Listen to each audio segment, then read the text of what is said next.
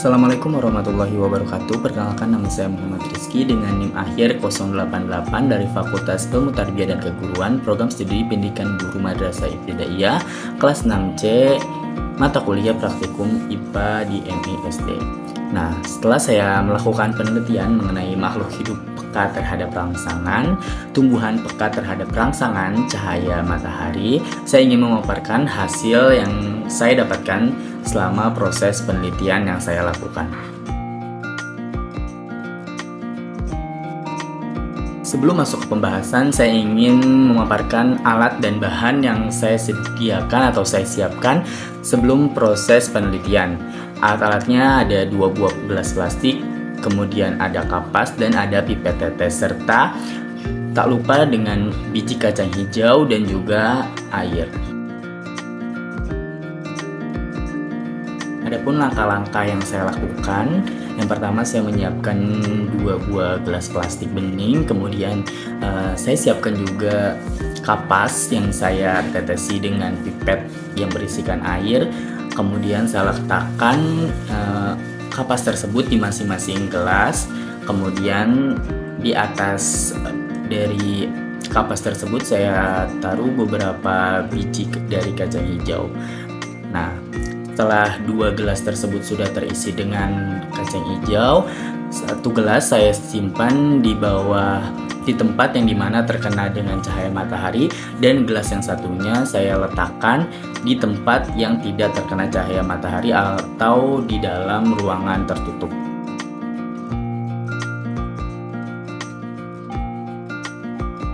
Berikut ini pertumbuhan kecamba yang saya abadikan di setiap harinya, dan ini merupakan kecamba yang saya letakkan di tempat yang dimana terkena dari cahaya matahari dari hari ke-1 hingga hari ke-7.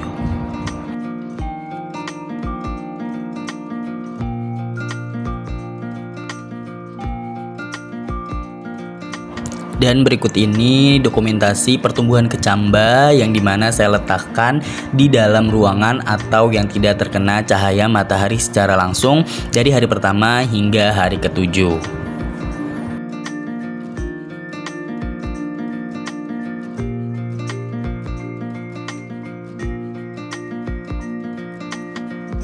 Setelah saya melakukan penelitian selama 7 hari terhadap pertumbuhan dari kecamba yang saya letakkan di tempat yang terkena cahaya matahari langsung dan yang tidak terkena cahaya matahari atau pada tempat yang tertutup, saya mendapati bahwa kecamba yang saya letakkan di tempat yang terkena cahaya matahari langsung mengalami pertumbuhan yang lebih signifikan dan mengalami progres yang baik dari secara keseluruhannya.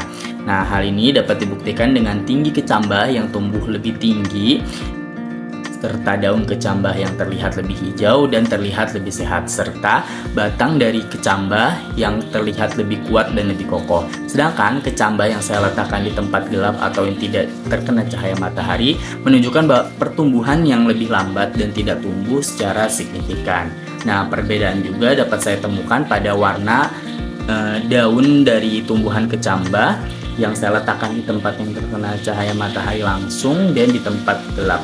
Nah, daun kecambah yang mendapatkan cahaya matahari secara langsung terlihat lebih hijau tua dan terlihat lebih segar. Sedangkan gelas yang berisikan kecambah yang saya letakkan di tempat yang gelap memiliki daun yang berwarna kuning dan lebih pucat. Tinggi dari kecambah yang tidak terkena cahaya matahari memang lebih tinggi daripada kecambah yang terkena matahari secara langsung. Akan tetapi, pada bagian daun kecambah yang tidak terkena cahaya matahari ini lebih kuning dan terlihat pucat. Adapun kesimpulan yang dapat saya paparkan dari hasil 7 hari penelitian, dapat saya paparkan bahwa paparan cahaya matahari memiliki peranan yang sangat penting dalam pertumbuhan dan perkembangan dari tumbuhan kecambah. Nah, kecambah sangat membutuhkan cahaya dari matahari dengan tujuan meningkatkan kualitas dan juga pertumbuhan yang signifikan di setiap harinya. Kecambah tetap bisa tumbuh tanpa terkena cahaya matahari, akan tetapi menghasilkan kecambah yang tidak sehat atau yang tidak baik dari segi batang yang kecil serta daun yang berwarna kuning atau daun yang layu. Oleh karena itu, paparan cahaya matahari menjadi kunci utama dalam membudidaya tanaman untuk memastikan bahwa pertumbuhannya optimal dan menghasilkan hasil yang lebih maksimal. Mungkin sekian yang dapat saya paparkan, kurang lebihnya mohon maaf. Wassalamualaikum warahmatullahi wabarakatuh.